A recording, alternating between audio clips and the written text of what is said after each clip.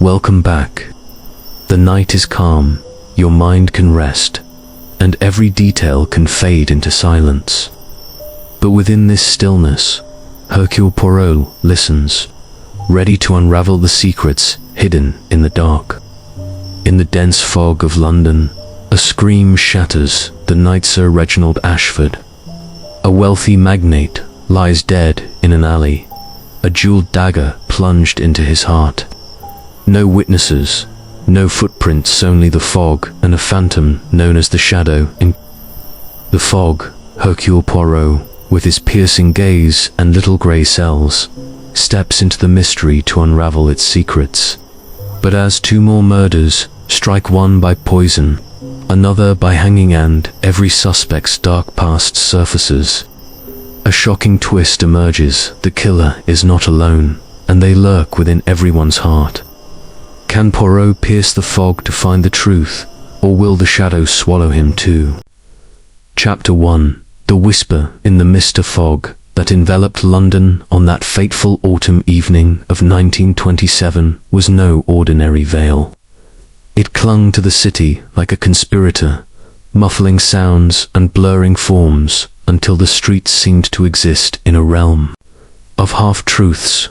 Gas lamps flickered feebly, their halos swallowed by the grey shroud, and the cobblestones glistened with a dampness that seemed to seep into the very bones of those who dared to walk abroad.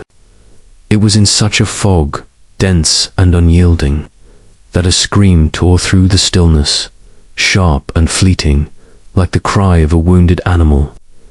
It came from the narrow alley behind the Harrington Club, a bastion of privilege where the elite of London gathered to sip brandy and discuss matters of consequence.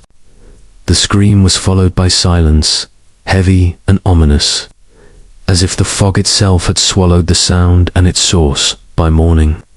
The newspapers had seized upon the tragedy with a fervour that matched the city's unease. Sir Reginald Ashford, industrialist, philanthropist, and a man whose wealth was matched only by his ambition, had been found dead in that very alley, a dagger embedded in his chest. No footprints marked the damp cobblestones, no witnesses had emerged from the fog to name the culprit. The press, ever eager for sensation, dubbed the killer the Shadow in the fog, a phantom who struck and vanished into the night. The police, led by the dogged but overburdened Inspector Japp of Scotland Yard, were at a loss. The alley offered no clues, only the swirling mist that seemed to mock their efforts. "It's as if the devil himself did it," Japp muttered to his sergeant, his breath visible in the chill air. No man could move through this fog without a trace. It was in this atmosphere of bafflement that Japp, with a sigh of resignation, telephoned a certain modest flat in Bloomsbury. The voice that answered was precise, accented, and tinged with a quiet confidence that belied its owner's diminutive stature.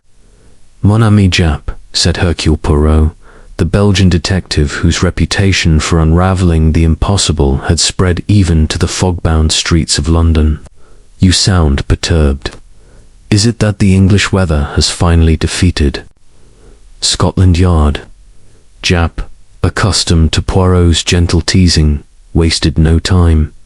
"It's a murder, Poirot, a bad one. Sir Reginald Ashford, stabbed in an alley, and not a shred of evidence. The fog's hiding something, and I need your little grey cells to see through it."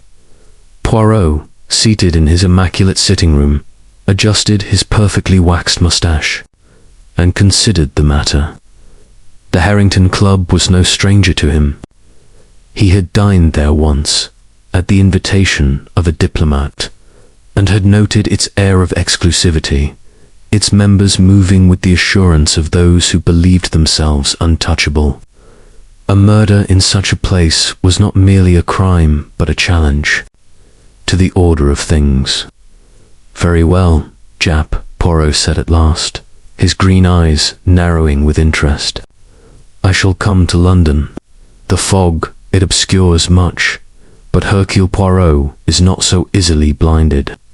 The train from Dover to Paddington was delayed by the weather, and Poirot, wrapped in a heavy overcoat and scarf, spent the journey in quiet contemplation. His mind, as always, was a marvel of precision, sorting through the fragments of Japp's telephone call as a jeweler might examine uncut gems. A dagger, a fog, a victim of prominence, no ordinary crime. This absence of footprints intrigued him most. It suggested either supernatural cunning or a mind that planned with meticulous care. The criminal, Poirot, murmured to himself. He does not rely on chance. He uses the fog as his accomplice. The thought brought a faint smile to his lips, for Poirot relished a puzzle that tested the limits of his intellect. Upon arriving at Paddington, Poirot found Japp waiting, his face etched with the strain of sleepless nights. The inspector, a sturdy man with a penchant for plain speaking, greeted Poirot with a nod. "You're a sight for sore eyes, old friend. This case has the whole yard in a twist. Come, I'll take you to the club." They stepped into a hansom cab, the horses' hooves clattering against the wet pavement as they wound through streets cloaked in mist. Japp briefed Poirot with the efficiency of a man who had recounted the facts too many times. Sir Reginald was dining at the Harrington Club last night. Left around 10. Said he was stepping out for air. Next thing, a scream, and he's found dead by a passing constable. Dagger straight to the heart. No one saw a thing, and the fog was so thick you couldn't see your own hand. Poirot listened, his head tilted slightly, as if hearing an unspoken melody in Japp's words. And the company he kept. Who dined with this Sir Reginald? Japp consulted a crumpled notebook. 5 of them, all big names. Lady Evelyn Harrington, the club's, hostess Owens, the place, practically. Dr. Marcus Thorne, a head doctor, one of those psychiatrist fellows. Victor Lang, a businessman who's been at odds with Ashford for years. Miss Clara Voss, a journalist, always sniffing out secrets. And Reverend Elias Black, a clergyman with a bit of a murky past. They all swear they were inside when it happened. But I don't trust a one of them. Poirot's eyes gleamed. A most interesting assembly, Japp. Motives, I presume, are not in short supply. Japp snorted. You could say that. Ashford had a knack for making enemies. Lang's business took a hit because of him. Lady Evelyn owed him money, or so the whispers go. Voss was digging into his affairs for a story. Thorne treated him for some nervous condition, might know too much. And Black, well, there's talk he and Ashford crossed paths in less savoury times. Poirot nodded, his mind already weaving a tapestry of possibilities. Then we shall gather them, mon ami. The fog may hide the truth, but the truth, it always leaves a trace. The Harrington Club stood in St. James's, its Georgian facade imposing even through the haze. Inside, the air was warm, scented with cigar smoke and polished wood. Poirot, his patent leather shoes gleaming, was led by a deferential porter to a private room where Japp had arranged a meeting. The 5 suspects sat around a mahogany table, their faces a study in contrasts. Lady Evelyn Harrington, regal in black silk, her eyes sharp despite her gracious smile. Dr. Marcus Thorne, lean and spectacled, his fingers drumming nervously. Victor Lang, broad-shouldered and belligerent, puffing a cigar. Miss Clara Voss, young and intense, clutching a notebook as if it were a shield. And Reverend Elias Black, gaunt and pale, his clerical collar stark against his dark suit. Poirot stood at the head of the table, his presence commanding despite his small stature. Mesdames et messieurs, he began, his voice smooth as velvet. "I am Hercule Poirot, and I am here to uncover the truth behind the tragedy of Sir Reginald Ashford. A man does not die in an alley without reason, and a dagger does not find its mark by accident. You were his companions that night. One of you, perhaps, knows more than you have told." His gaze swept the room, lingering on each face, noting the flicker of unease in Lady Evelyn's eyes, the tightening of Thorne's jaw, the defiant tilt of Lang's chin, the guarded intensity of Voss, and the serene detachment of Black Dot. Lady Evelyn spoke first, her voice cultured but strained. "Mr. Poirot, this is a dreadful business. Sir Reginald was a dear friend, almost a father to me. I was pouring brandy in the lounge when he stepped out. I heard nothing until the constable came. Dr. Thorne adjusted his glasses. I was discussing Freud with Miss Voss, fascinating theories on the subconscious. We were deep in conversation. Lang snorted, exhaling a cloud of smoke. I was at the card table, winning, as usual. Ashford left in a huff, probably couldn't stand losing. Miss Voss's pen scratched faintly. I was taking notes for an article. The fog was too thick to see anything outside. Reverend Black clasped his hands. I was praying in the library. The Psalms offer solace in such troubled times. Poirot's moustache twitched, and yet a scream was heard. A dagger was plunged. The fog, it is convenient. None. But convenience is not truth. He paced slowly, his cane tapping the floor. I shall require your movements, your words, your secrets. For the little grey cells, they do not rest until the puzzle is complete. The room fell silent, the weight of his words settling like the fog outside. Jap, standing by the door, caught Poirot's eye and gave a subtle nod. The investigation had begun. The alley behind the club was Poirot's next destination. The fog had thinned slightly, but the air remained heavy, the cobblestones slick underfoot. Jap pointed to the spot where Sir Reginald had fallen, marked by a chalk outline. The dagger, now in police custody, had been an ornate piece, its handle carved with intricate patterns. Old, valuable, Jap said. Not the sort of thing you'd carry for a stroll. Poirot crouched, his eyes scanning the ground. The absence of footprints was telling. The killer had either been extraordinarily careful or had used the fog's cover to obscure their path. But Poirot's attention was drawn to a small object half buried in the mud-torn glove. Its fine leather stained, but unmistakable. Interesting, he murmured, signaling a constable to bag it. This glove, it is not here by chance. Back at the club, Poirot examined the dining room where Sir Reginald had spent his final hours. The table was still set, crystal glasses glinting under the chandelier. He noted the seating. Sir Reginald at the head, Lady Evelyn to his right, Lang to his left, Thorne and Voss across, Black at the far end. A waiter confirmed the timeline. Dinner ended at 9:30, followed by drinks and conversation. Sir Reginald had seemed agitated, glancing at his watch repeatedly. He mentioned a meeting, the waiter recalled. Said he needed air first. Poirot's eyes narrowed.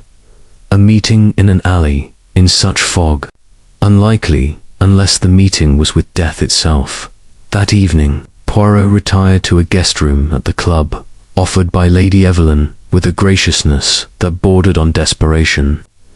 He sat by the fire, sipping a tisane and reviewing his notes. The glove was a clue, but whose? Lady Evelyn's wardrobe boasted similar gloves, but so might any lady of her station. Lang's temper suggested impulsiveness, yet the murder was precise. Thorne's knowledge of the mind could mask a cunning plan. Voss's secrecy hinted at hidden agendas, and Black's piety felt too polished, like a mask. Poirot closed his eyes, letting the pieces drift in his mind like leaves on a stream. "The fog," he whispered. "It is not only outside, it is in their hearts." A soft knock interrupted his reverie. A maid, nervous and pale, slipped him a folded note. "Found this in the library, sir," she whispered. Poirot unfolded it. "Reginald, you cannot hide forever. The past returns." No signature, no date, but the handwriting was elegant, deliberate. Poirot's pulse quickened. "Mercy, mademoiselle, you have done well." As the maid retreated, he stared into the fire. The note was a whisper from the shadows, and Poirot knew that the fog, for all its mystery, would soon yield its secrets to the relentless clarity of his little grey cells. Chapter 2. The arrival of the detective. The train from Dover to Paddington rattled through the English countryside, its windows streaked with moisture from the pervasive autumn fog. Inside a first-class compartment, Hercule Poirot sat erect, his gloved hands folded over the silver head of his cane, his egg-shaped head tilted slightly as he gazed at the blurred landscape. The fog, he mused, was like the mind of a criminal, opaque, deceptive, but not impervious to scrutiny. His mustache, meticulously waxed, quivered faintly as he considered Inspector Japp's urgent summons. A murder at the Harrington Club, a dagger in the heart. No witnesses, no footprints only. The swirling mist that cloaked London in secrecy.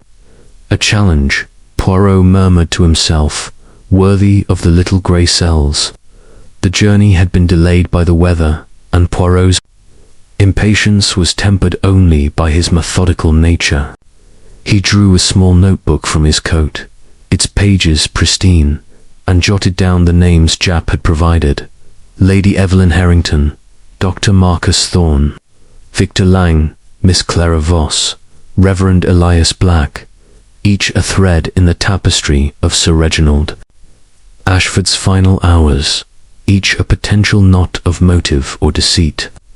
The glove found in the alley intrigued him, most a deliberate clue or a careless mistake. Poirot's green eyes gleamed.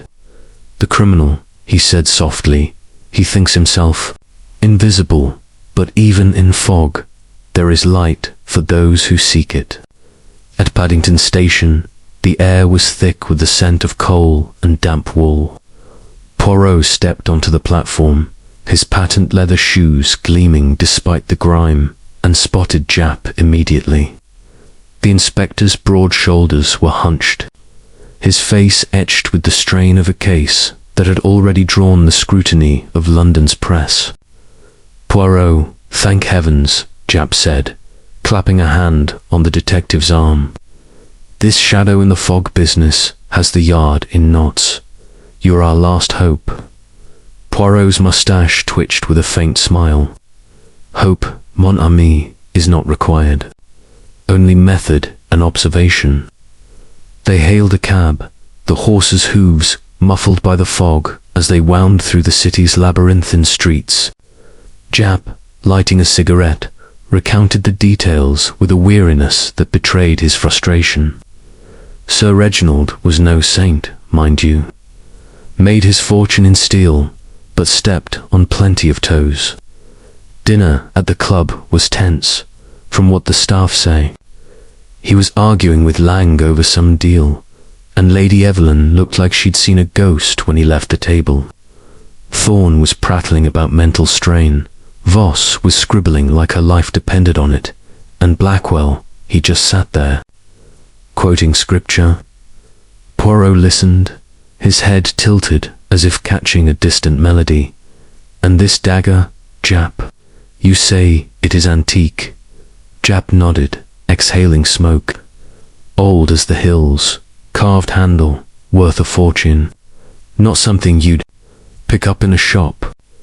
We're checking if it came from the club's collection, but the curator's, cagey Poirot's eyes narrowed. A weapon of value, chosen with purpose. This shadow, he does not strike at random. Japp grunted. Random or not, he's left us nothing to work with.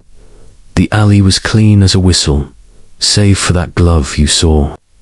The cab halted outside the Harrington Club, its Georgian facade looming through the mist like a sentinel. Poirot stepped out, adjusting his scarf against the chill, and surveyed the building. Its windows glowed faintly, promising warmth and secrets in equal measure. Inside, the porter, a stooped man with a deferential air, led them to a private study where a fire crackled. Japp spread his notes on a table, pointing to a diagram of the alley. Here's where Ashford fell. Scream was heard at 10:15. Constable found him by 10:20. No one saw anyone enter or leave the alley. Poirot examined the diagram, his finger tracing the narrow passage and the club's rear entrance. It opens directly to this alley, Nan. Japp nodded. Locked, according to the staff, but we're checking the key log. Problem is, the fog was so thick, anyone could have slipped out and back without being noticed. Poirot's lips pursed, or they wished us to believe so. Tell me, Japp, what of the glove? Has it been identified? Japp shook his head. Not yet. Fine leather, lady's size, but half the women in the club wear something similar. Lady Evelyn's got a pair that match, but she swears they're in her wardrobe. Poirot paced the room, his cane tapping softly. A glove, torn and discarded, is not an accident. It is a messenger, a misdirection. He paused by the window, peering into the fog. We must visit this alley again, Japp. The scene of the crime, it speaks when questioned properly. Japp sighed but agreed, and they set out. The inspector's flashlight cutting a feeble path through the mist. The alley was, as Poirot had seen it, narrow and claustrophobic, its walls slick with moisture. The chalk outline of Sir Reginald's body was fading, but Poirot crouched beside it, his eyes scanning the cobblestones. The absence of footprints was maddening, yet he noted the texture of the ground soft in places, as if disturbed. Curio, he murmured, pointing to a faint scrape near the outline. Not a footprint, but a mark. Something dragged, perhaps. Japp frowned. Could be anything, a crate, a broom. Poirot's smile was enigmatic, or the edge of a cloak mon ami, worn to conceal.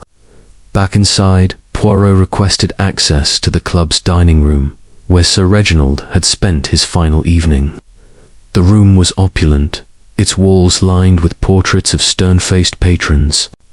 The table, still set from the night before, bore the remnants of a lavish milk-crystal glasses, silver cutlery, a half-empty bottle of claret. Poirot circled it, noting the arrangement. Sir Reginald's chair at the head, slightly askew, as if he had risen abruptly. He was agitated, you say? Poirot asked the waiter, a nervous youth named Thomas. Yes, sir, Thomas replied. Kept checking his watch, muttering about a letter he'd received. Said he needed to clear his head. Poirot's eyes sharpened. A letter, you say? And where is this letter now? Thomas shook his head. Didn't see it after he left, sir. Japp, standing by, added, we searched his pocket, but a handkerchief and some coins. Poirot nodded, his mind racing. A letter, like the glove, was a thread to be followed. He turned to the seating chart Japp had provided, memorizing the positions. Lady Evelyn to Sir Reginald's right, her charm a polished facade. Lang to his left, his cigar smoke a cloud of defiance. Thorne and Voss across, their intellectual sparring a distraction, black at the end, his piety a quiet enigma. As evening fell, Poirot was shown to a guest room, courtesy of Lady Evelyn, who insisted with a smile that barely masked her unease. Alone, he sat by the fire, a cup of tisane steaming in his hand. The suspects' alibis were too neat, their stories rehearsed. Lady Evelyn's grace hid a tremor, Lang's bluster a flicker of fear. Thorne's clinical detachment seemed forced. Voss's notebook a shield for secrets, and Black's serenity a carefully crafted mask. Poirot opened his notebook, adding a single word, motive. Each has a reason, he whispered, but which has the will? A soft creak outside his door broke his reverie. He rose, silent as a cat, and peered into the corridor. The fog pressed against the windows, but the hallway was empty save for a faint scent of lavender, fleeting and familiar. Poirot's lips curved. "The game, it deepens," he said softly, closing the door. The fog might hide the shadow, but Hercule Poirot was already tracing its outline, step by meticulous step. Chapter 3. The gathering storm. The fog that clung to Harrington Manor, on the outskirts of London, was thicker than in the city, a dense shroud that seemed to pulse with secrets. The manor, a sprawling pile of grey stone, stood like a sentinel. Amid its fog-enshrouded gardens, its windows glowing faintly as if reluctant to pierce the gloom. Hercule Poirot, summoned by Inspector Japp to this new stage of the investigation, arrived in a chauffeured car, his sharp eyes noting the manor's isolation. "A perfect setting, Nan," he remarked to Japp, who sat beside him, clutching a dossier. "The fog, it isolates, but it also binds. Here, the truth cannot escape." Japp, his face etched with the strain of a case growing ever more complex, grunted. "Lady Evelyn insisted we move the investigation here. Says it's more private than the club, and the suspects agreed to stay. But I don't like it, Poirot. Too many shadows." Poirot's mustache twitched. "Shadows, mon ami, are cast by light. We shall find the source." The car halted, and they stepped into the mist. The crunch of gravel underfoot, the only sound in the oppressive silence. Inside, the manor's grandeur was undeniable: marble floors, crystal chandeliers, portraits of stern ancestors gazing down. Lady Evelyn Harrington greeted them in the grand hall, her black lace gown a stark contrast to her pale face. "Mr. Poirot, Inspector," she said, her voice smooth but with an edge. "Welcome to Harrington Manor. I trust you'll find everything you need." Her smile was gracious, but Poirot noted the faint tremor in her hand as she gestured toward the drawing room. "The others are waiting. This dreadful affair has us all on edge." The drawing room was a study in opulence, its walls papered in deep crimson, a fire roaring in the hearth. The 5 suspects sat in a semicircle, their postures betraying their unease. Dr. Marcus Thorne, his spectacles glinting, sipped a brandy with deliberate calm. Victor Lang, his cigar absent but his scowl intact, lounged in an armchair, exuding defiance. Miss Clara Voss, her notebook open, scribbled with a ferocity that suggested more than mere observation. Reverend Elias Black, his clerical collar stark, sat with hands clasped, his eyes fixed on some distant point. Lady Evelyn poured tea, her movements precise but her gaze darting. Poirot took his place at the room's centre, his diminutive figure commanding attention. "Mesdames et messieurs," he began, his voice a velvet blade, "the death of Sir Reginald Ashford is no mere tragedy. It is a puzzle, and each of you holds a piece." The fog may obscure the alley where he fell, but here, in this room, the truth begins to take shape. He paused, his green eyes sweeping over them, noting the tightening of Lang's jaw, the flicker of Voss's pen, the subtle stiffening of Black's shoulders. Let us begin with the night of the murder. Your alibis, they are convenient. I wish to hear them again. Lady Evelyn set down the teapot, her composure faltering. As I told Inspector Japp, I was in the lounge, pouring brandy for the guests. Sir Reginald stepped out, saying he needed air. I heard nothing until the scream. Her voice wavered, and Poirot's gaze lingered on her gloved hands' gloves. He noted, of fine leather, similar to the torn one found in the alley. Dr. Thorne cleared his throat. Miss Voss and I were discussing the psychology of fear, a fascinating topic. We were, by the fireplace, quite engrossed. Voss nodded, her eyes not meeting Poirot's. I was taking notes. The fog was impenetrable. No one could see the alley from inside. Lang snorted, crossing his arms. I was at the card table, cleaning out Old Man Withers. Ashford was in a mood, stormed off after losing a hand. Didn't see him again. Reverend Black's voice was soft, almost hypnotic. I sought solace in the library, praying over Psalm 23. Yea, though I walk through the valley of the shadow. He trailed off, his gaze distant. Poirot's moustache quivered.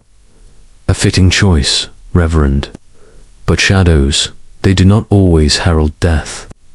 Sometimes they conceal the living. Japp, standing by the door, produced a small evidence bag containing the torn glove. This was found near Ashford's body.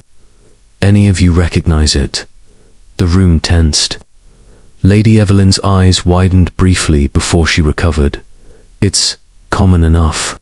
I have similar gloves, but mine are accounted for. Thorne adjusted his spectacles, saying nothing. Voss's pen paused, her lips parting as if to speak, then closing. Lang shrugged.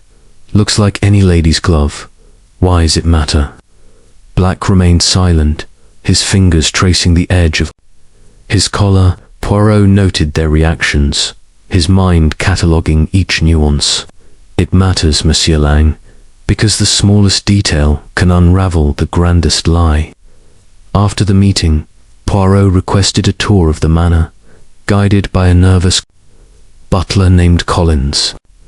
The house was a labyrinth of corridors and hidden alcoves, its air heavy with the scent of wax and old wood. Poirot's cane tapped rhythmically as he examined the library, where Black claimed to have prayed. The room was dim, its shelves towering. But a faint draught caught Poirot's attention. He traced it to a bookcase, its edge slightly askew. Interesting, he murmured, pressing a panel. It clicked, revealing a narrow passage. A secret way, perhaps to the gardens. Collins paled. It's old, sir, from the Manor smuggling days. Not used in years. Poirot's eyes gleamed. Not used, you say, yet the hinges are oiled. He stepped into the passage, its walls damp and mossy, emerging in the fog-laden garden. The alley where Sir Reginald died was a mile away, but the passage suggested mobility. A killer could have moved unseen. Returning to the library, Poirot found a scrap of paper wedged behind a book, its ink fresh. Meet me at 10, the alley. No signature, but the handwriting matched the note from the club's library. The plot, it thickens, Poirot said, pocketing the scrap. Dinner that evening was a tense affair, the suspects dining under Poirot's watchful eye. Lady Evelyn played the hostess, but her laughter was brittle. Thorne spoke of dissociative states, hinting that the killer might not recall their act. Voss, quieter than before, avoided Poirot's gaze, her notebook tucked away. Lang drank heavily, muttering about business rivalries. Black, sipping water, quoted scripture about truth prevailing. Poirot, eating sparingly, observed their interplay alliances, forming tensions simmering. The fog outside, he remarked, is nothing compared to the fog within this room.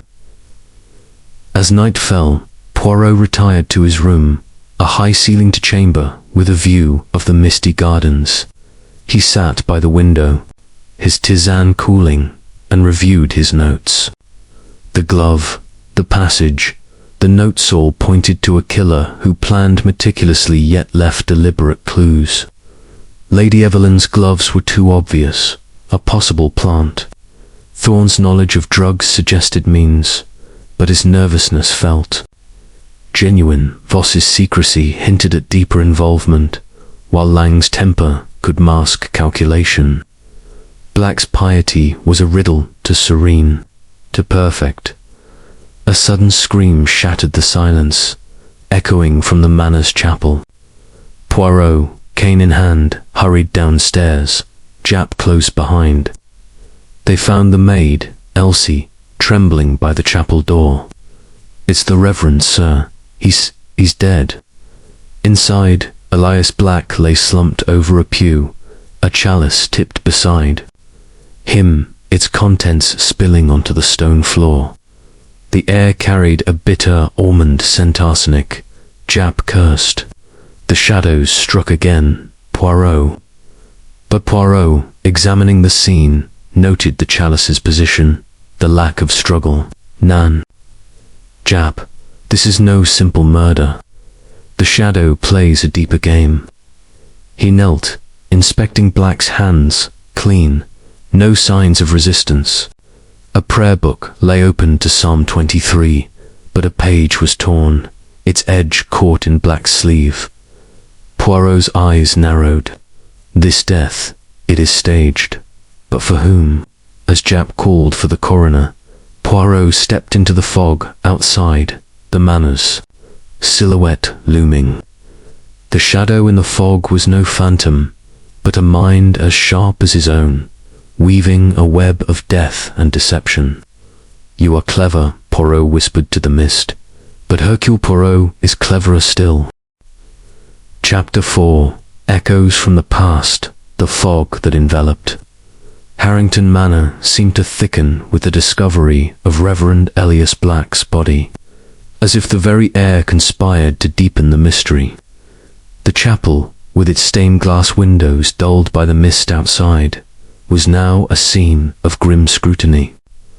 Hercule Poirot stood over the fallen clergyman, his sharp eyes taking in every detail: the overturned chalice, the faint bitter scent of arsenic, the prayer book with its torn page clutched in Black's lifeless hand.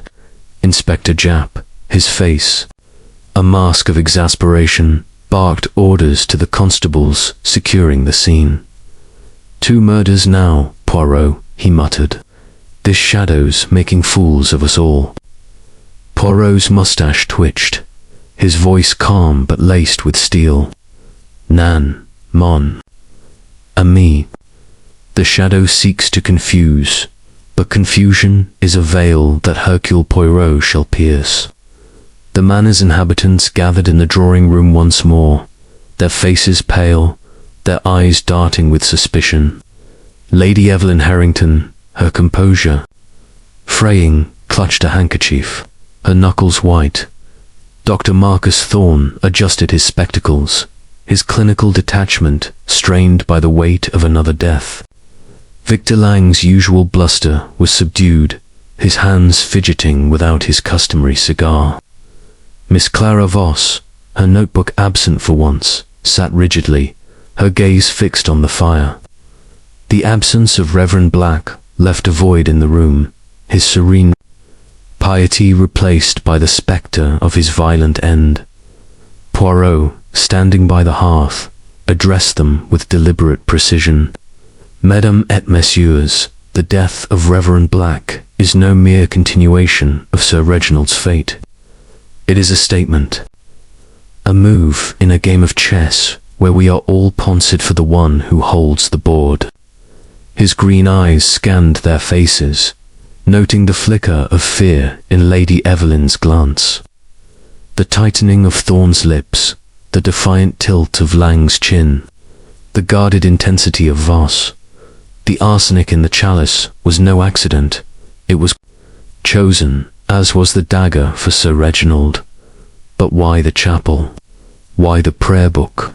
These are not random acts, but echoes of a past that refuses to remain silent. Japp produced a small vial from the chapel, its label faded but legible. Arsenic from the manor's old apothecary. Found this in a cupboard near the altar, he said. Could have been there for years, but someone knew where to look. Poirot nodded, his mind racing. The torn page from the prayer book, Psalm 23, bore a faint pencil mark. Justice comes. A message, Poirot murmured, but for whom? The victim or those who remain? He turned to the group. Y requiere candor, mis amis. The past binds. You too, Sir Reginald, and now to Reverend Black. What secrets do you share? Lady Evelyn's voice trembled as she spoke. I knew Reginald for years. He was a mentor, a friend. But he had enemies' business dealings, old grudges. I owed him money, yes, but nothing to kill for. Her eyes darted to Lang, who scoffed.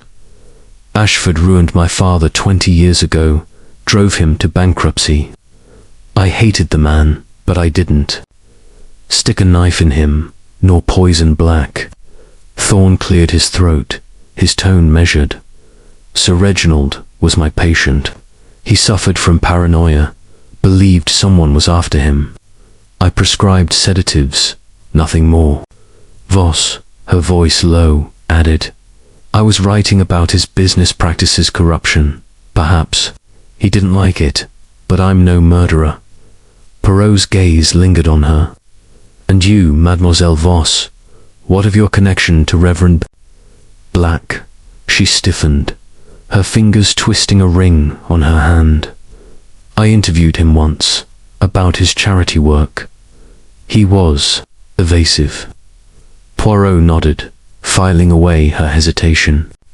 He turned to Japp. The coroner's report, when will it arrive? Japp shrugged. By morning, if we're lucky. But Arsenic's slow Black must have drunk it hours before he collapsed. Poirot's investigation deepened as he explored the manor's labyrinthine corridors. The secret passage from the library led to the gardens, but a closer inspection revealed fresh scuff marks on the stone floor, suggesting recent use. He followed the trail to a rottion gate, half hidden by ivy, that opened onto a path toward the moor. The fog was relentless, but Poirot's keen eyes spotted a broken twig, a crushed leaf signs of passage.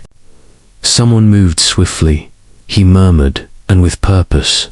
He returned to the manor, his cane tapping rhythmically, and sought out the butler, Collins, who hovered nervously in the hall. Tell me, Monsieur Collins, Poirot said, his voice gentle but probing, of Reverend Black's habits. Did he frequent the chapel often? Collins nodded. Every evening, sir, said his prayers there, always with that chalice, used it for communion wine. Poirot's eyes narrowed. And who prepared the wine? Collins hesitated. The housekeeper, Mrs. Gibbs, but she's been with the family for decades, sir, loyal as they come. Poirot smiled faintly. Loyalty, it is a fine quality until it is tested. In the manor's dusty archive, Poirot delved into the past, poring over records with Japp's reluctant assistance. Sir Reginald's business empire was built on ruthless acquisitions, including the ruin of Lang's father, whose shipping company collapsed after a failed deal. Lady Evelyn's debts to Ashford were documented in loan agreements, her gambling addiction a poorly kept secret. Thorne's psychiatric practice had treated Ashford for years, but a letter hinted at a deeper connection, a shared investment gone sour. Voss, it emerged, had published articles accusing Ashford of fraud, though her sources were anonymous. Black's past was murkier, a prison sentence for embezzlement in his youth. Before his clerical reinvention, a yellowed newspaper clipping caught Poirot's eye, buried in a file marked Harrington Estate. It described a scandal to decades prior, involving a woman named Margaret Voss, Clara's mother, perhaps, who lost her fortune to Ashford's schemes.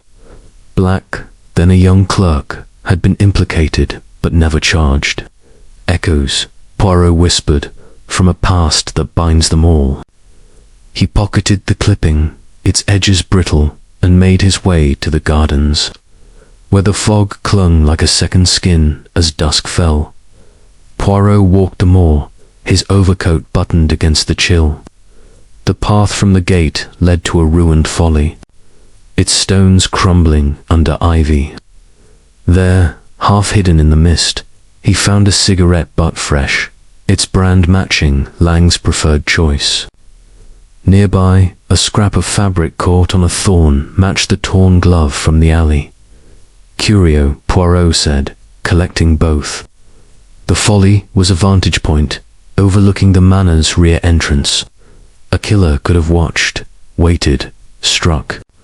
But why leave clues so blatant? Poirot's mind churned, sensing a pattern beneath the chaos. Back at the manor, dinner was a somber affair. Lady Evelyn, her eyes red, spoke little. Thorne theorized about a serial killer, his voice unsteady. Lang drank heavily, muttering about cursed fog. Voss, her composure regained, asked Poirot pointed questions about his methods, as if testing him. The absence of Black's quiet piety left the table unbalanced, the air thick with unspoken accusations.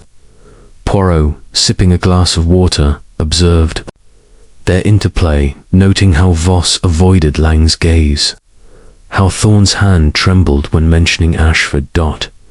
As the meal ended, a maid approached Poirot, her face pale. "Sir, I found this in the chapel, tucked under a pew." She handed him a small key, its metal tarnished but sturdy. Poirot turned it over, his pulse quickening. "Merci, mademoiselle. It unlocks more than a door." He dismissed her, gently, his mind racing. The key, the passage, the cigarette, the fabricol were pieces of a mosaic, but the picture remained elusive. In his room, Poirot sat by the fire, his notebook open. The past was the key. He knew grudges, betrayals, losses that festered like wounds. Black's death was no random act, but a link in a chain that began with Ashford's murder. The shadow was not one mind, but a convergence of motives, a dance of vengeance choreographed in the fog. "You are cunning," Poirot whispered to the shadows, "but the little grey cells, they see what you hide." As the fire crackled, he closed his eyes, letting the echoes of the past guide him toward the truth. Chapter 5. The web of lies. The fog that cloaked Harrington Manor seemed to tighten its grip, as if sensing the mounting tension within its walls. The death of Reverend Elias Black in the chapel had cast a pall over the household, and the air in the grand drawing room was heavy with suspicion. Hercule Poirot, standing by the tall windows that overlooked the misty gardens, observed the remaining suspects with a gaze as piercing as a blade. Lady Evelyn Harrington, her elegance strained, twisted a lace handkerchief in her hands. Dr. Marcus Thorne, his spectacles fogging slightly from the warmth of the fire, avoided eye contact, his fingers drumming a nervous rhythm. Victor Lang, his usual bravado subdued, clutched a glass of whiskey, his eyes darting. Miss Clara Voss, her notebook now a constant companion, scribbled with a ferocity that belied her calm exterior. Inspector Japp, pacing near the door, muttered about the press, hounding Scotland Yard for answers. Poirot turned from the window, his cane tapping softly on the polished floor. "Madame, et messieurs," he began, his voice smooth but unyielding. "The web of this case grows ever more intricate. The death of Reverend Black is no isolated tragedy, is a thread woven into the murder of Sir Reginald Ashford. The shadow in the fog. He is not a phantom, but a mind that calculates, that deceives. And you, each of you, have spun your own lies to obscure the truth." His green eyes swept the room, noting the flicker of Lady Evelyn's lashes, the tightening of Thorne's jaw, the sudden stillness of Voss's pen, the scowl deepening on Lang's face. Lady Evelyn spoke first, her voice trembling with indignation. "Mr. Poirot, I have been nothing but forthcoming. I was in the lounge when Sir Reginald died, and I was here, in the manor, when poor Reverend Black was poisoned. I have no secrets." Poirot's moustache twitched. "No secrets, madame. Yet your debts to Sir Reginald were substantial, and your gloves bear a striking resemblance to the one found in the alley." She paled, her handkerchief crumpling. "Many women wear such gloves. It proves nothing." Dr. Thorne adjusted his spectacles, his tone measured but strained. "I've told you, Poirot, I was with Miss Voss during Ashford's murder, discussing psychology. As for Black, I was in my room, reading. My work with Sir Reginald was professional, nothing more." Poirot tilted his head. "Yet the arsenic in the chalice, it matches a prescription vial from your medical bag, Nan. A curious coincidence." Thorne's fingers stilled, his face paling. Anyone could have taken it. The manor is hardly secure. Victor Lang slammed his glass on the table, whiskey sloshing. "This is nonsense. I was at the card table when Ashford was stabbed, and I was in the billiard room when Black keeled over. You're fishing, Poirot, and I'm no fool to bite." Poirot's eyes narrowed. "Yet the cigarette butt near the folly, Monsieur Lang, it is your brand. And your hatred for Sir Reginald, it burns brightly, does it not?" Lang's scowl deepened, but he said nothing. Miss Voss, her voice low, met Poirot's gaze with defiance. "I was writing, as always. My notes are my work, not a confession. I had no reason to kill either man." Poirot smiled faintly. "Your notes, mademoiselle, are a shield. But what do they hide? A connection to Margaret Voss, perhaps, whose ruin at Sir Reginald's hands is well documented." Her pen froze, her lips parting, but she recovered swiftly. "My mother's misfortunes are irrelevant. I seek truth, not vengeance." Japp, frustrated, interjected. "We've got the coroner's report on black arsenic. Sure enough, ingested about an hour before he collapsed. No fingerprints on the chalice, but the vial Thorne mentioned it's got smudges, like someone wore gloves." Poirot nodded, his mind cataloguing the details. The smudges, the vial, the torn prayer book. Pagel pointed to a killer who planned meticulously yet left traces, deliberate or careless. "The web," he murmured. "It is spun with care, but every web has a flaw." Poirot's investigation took him to the manor's apothecary, a dusty room tucked behind the kitchen. The shelves were lined with ancient bottles, their labels faded but legible. The arsenic vial, now in Japp's custody, had come from here, but Poirot noted other curiosities: digitalis, belladonna, morphinol, tools of a skilled poisoner. The lock on the cupboard was old, easily picked, suggesting access was no challenge. He questioned Mrs. Gibbs, the housekeeper, a stout woman with a weary air. "The apothecary's been locked for years, sir," she said. "Only the family and senior staff have keys." Poirot's eyes gleamed. "And who, madame, has such a key?" She hesitated. "Lady Evelyn, of course, and Reverend Black, for his communion supplies." Returning to the chapel, Poirot examined the scene again. The chalice, now bagged as evidence, had been polished, but a faint residue remained arsenic. Unmistakable, the prayer book's torn page, marked with justice. Comps was a riddle. Was Black the target, or a warning to others? Poirot traced the pews, finding a faint scratch on the wood, as if something had been dragged. A key, perhaps. He mused, recalling the tarnished key the maid had found.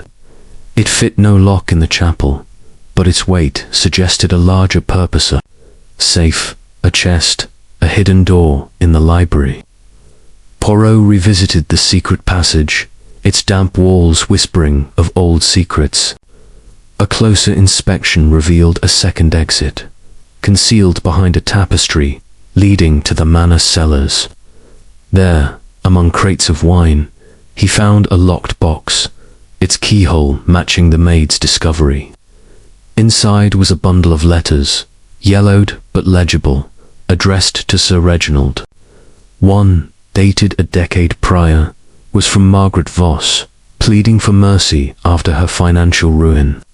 Another, unsigned, threatened exposure of Ashford's fraudulent deals. The handwriting matched neither the alley note nor the prayer book's scrawl. But the intent was clear: vengeance. The past, Poirot whispered. It is the key to the present. Dinner was a strained affair, the suspect's nerves frayed by Poirot's probing. Lady Evelyn, her charm faltering, spilled her wine, her eyes darting to Thorne. The doctor, usually composed, spoke little, his fingers tracing the rim of his glass. Lang's temper flared when Voss questioned his business dealings, his voice rising until Japp intervened. Voss herself was quieter, her eyes scanning the room as if seeking an escape. Poirot, eating sparingly, noted their interactions, alliances shifting, secrets simmering beneath the surface. After dinner, Poirot summoned each suspect for private interviews in the study. Lady Evelyn admitted her debts, but insisted they were manageable. Sir Reginald was generous, she said, her voice breaking. He never pressed me. Poirot noted her flushed cheeks, her avoidance of the glove question. Thorne confessed. 2 prescribing sedatives for Ashford, but denied access to arsenic. "My bag is always locked," he said, though his eyes betrayed doubt. Lang admitted arguing with Ashford, but claimed he left the club early, a fact contradicted by the waiter's testimony. Voss, when pressed about her mother, grew evasive. "She died years ago, Mr. Poirot. I've moved on," yet her ring, twisted nervously, bore an inscription. MV, the key from the chapel, proved a breakthrough. Poirot tested it in the manor's safe, hidden behind a portrait in the study. It clicked open, revealing financial records proof of Ashford's embezzlement, implicating Thorne in a failed venture. "You knew," Poirot said to the doctor, who paled. "I advised him to stop, but he wouldn't listen." The records also mentioned Black, a silent partner in the scheme, suggesting a motive for his murder, but whose hand wielded the poison. As midnight approached, Poirot stood in the gardens, the fog swirling around him. A shadow moved near the folly, swift and silent. He followed, his cane silent on the grass, but the figure vanished into the mist. Returning to his room, he found a note slipped under the door: "Stop digging, or join them."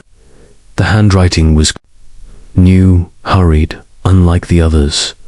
Poirot's lips curved. "The web tightens," he said, "but the spider cannot hide forever." The lies were unraveling, and the shadow's next move was imminent. Poirot's little grey cells hummed, poised to strike. Chapter 6. A midnight pursuit. The fog that blanketed Harrington Manor had not lifted with the coming of night. If anything, it had grown denser, wrapping the old stone building in a cocoon of impenetrable grey. Inside, the corridors echoed with the muffled sounds of a household on edge, the creaks of settling timbers mingling with the distant whispers of servants exchanging fearful glances.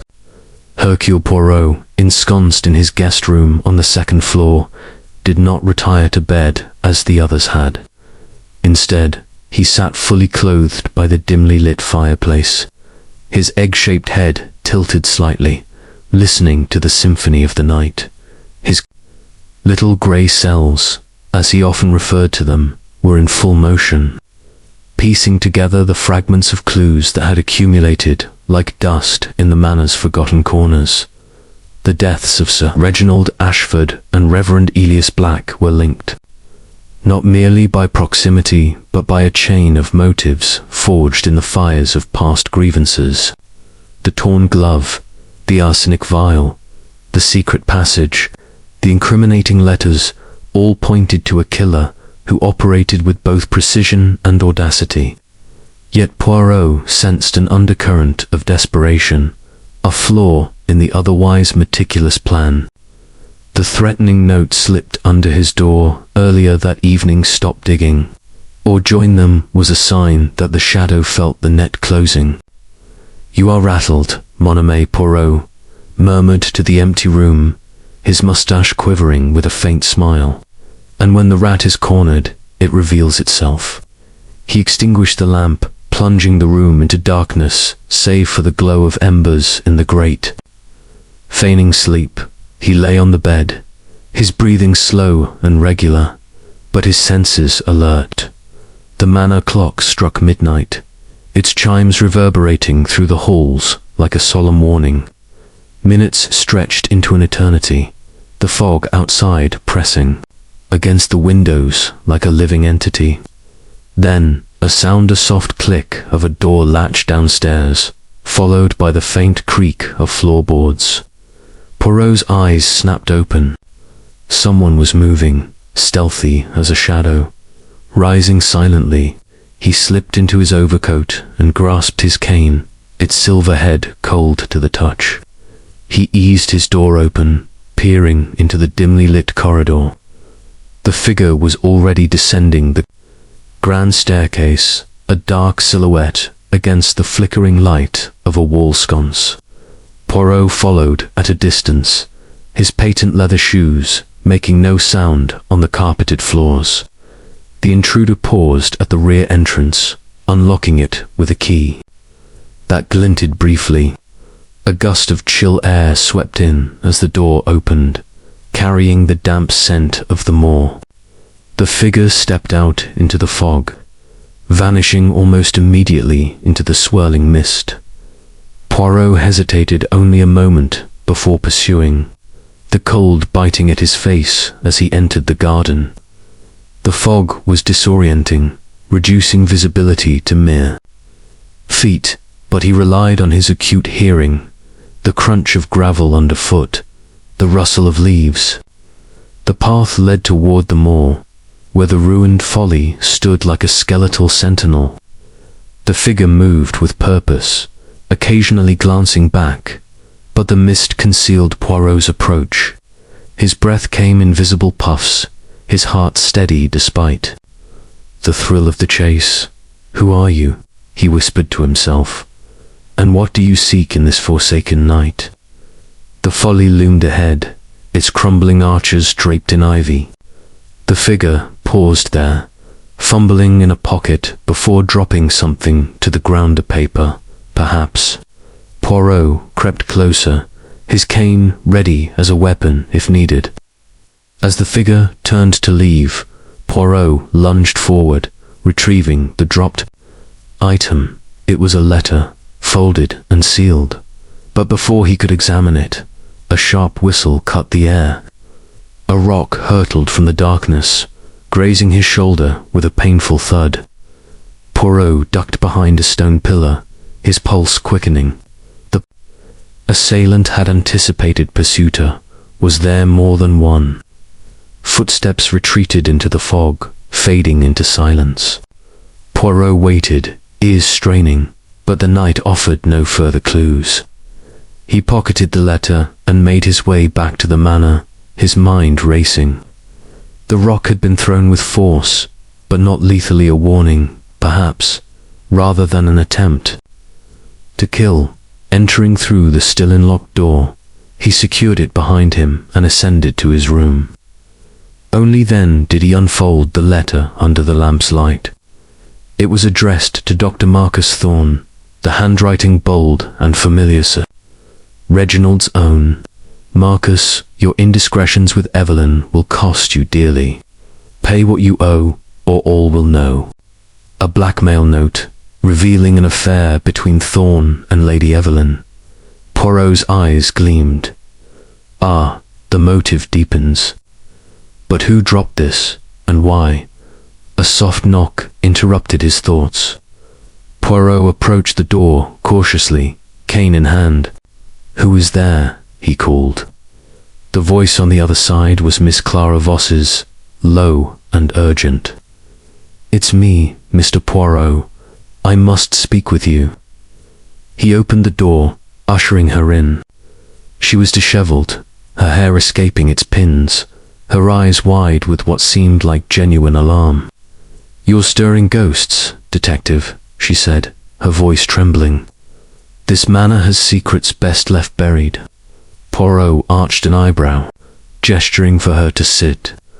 "Ghosts do not throw stones, mademoiselle, nor do they blackmail. Tell me, what do you know of Dr. Thorne and Lady Evelyn?" Voss hesitated, glancing at the letter in his hand.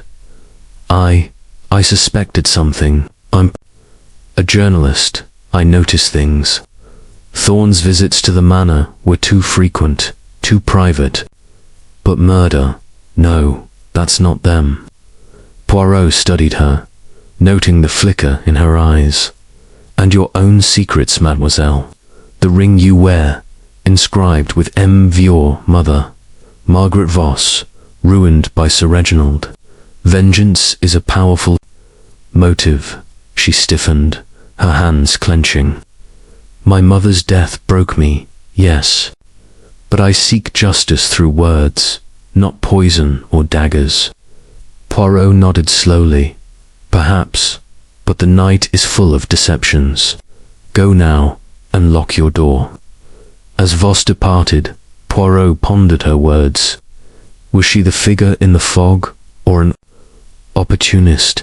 The letter's drop seemed staged, a diversion. He summoned Inspector Japp by telephone, the line crackling with static. "Japp, mon ami, send men to watch the folly at dawn.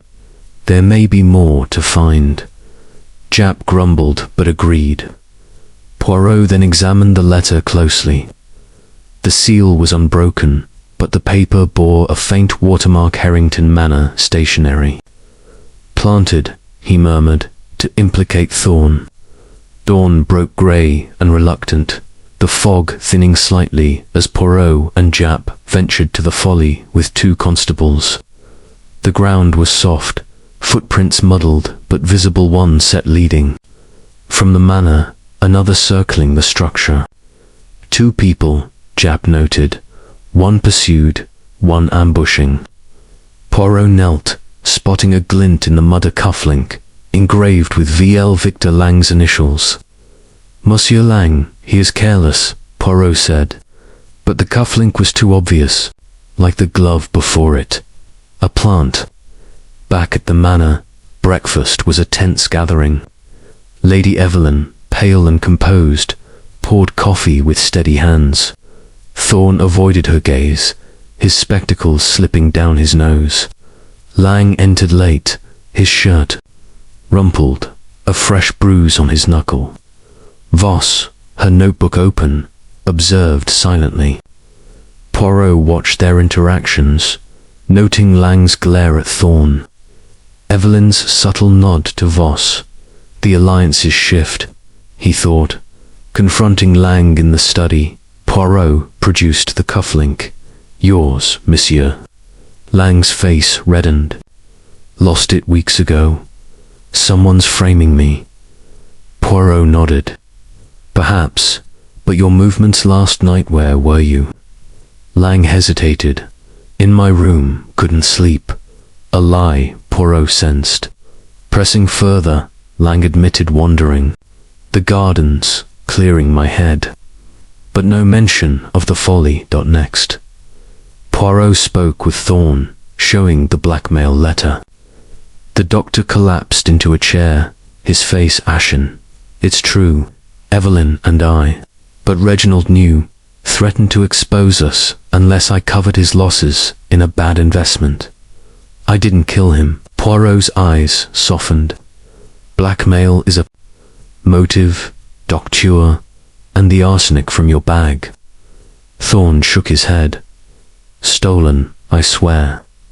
Lady Evelyn, when questioned, confessed the affair tearfully. It was foolish, but love makes fools of us. Reginald was jealous, spiteful, but murder, no. Her alibi for Black's death held tea with Voss, but Poirot noted her knowledge of the secret passage. Used it often, madame, she blushed. For discretion, Voss interrogated again, revealed a twist. I followed someone last night too. Saw a figure near the folly, but lost them. Then I came to you. Poirot's mind whirled. Multiple pursuits, or a ruse. The day wore on, Poirot exploring the cellars, finding a hidden compartment with more letters, threats from Black to Ashford, revealing the Reverend's embezzlement past. Black had been blackmailing Ashford, a reversal. The web is tangled, Poirot said to Jap. Black was no victim, but a player. Evening brought another development. A maid reported a missing key, the one to the apothecary. Found in Voss's room during a search. She denied planting it. Someone's framing. Me? Echoing Lang's words. As night fell, Poirot feigned retirement again, but this time set a trap. He left his door ajar, a decoy note on the table. I know the shadow's identity. Footsteps approached. A hand reached in Lang's. Poirot seized. It, monsieur, explain. Lang, startled, confessed. I was looking for evidence against Thorne. He ruined my family too, with Ashford. Released, Lang departed, but Poirot followed discreetly. Lang met Voss in the garden, their whispers. Urgent, we must act, Voss said. Lovers, allies. The fog thickened, and a third figure emerged, hooded. Poirot pursued, leading back to the folly.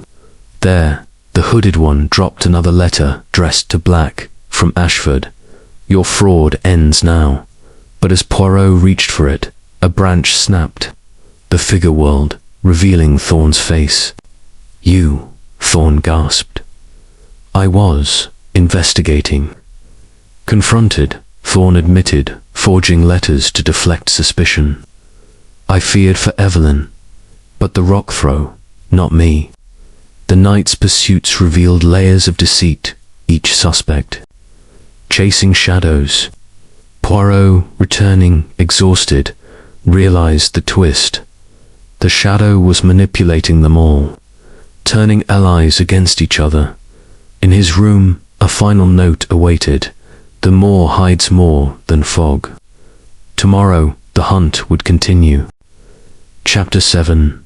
The Hidden Alliance. The first light of dawn pierced the fog surrounding Harrington Manor with tentative fingers, casting a pallid glow over the Dukeist gardens. The mist, though reluctant, began to thin in patches, revealing the manicured lawns and the distant outline of the ruined folly. like a watercolor emerging from obscurity.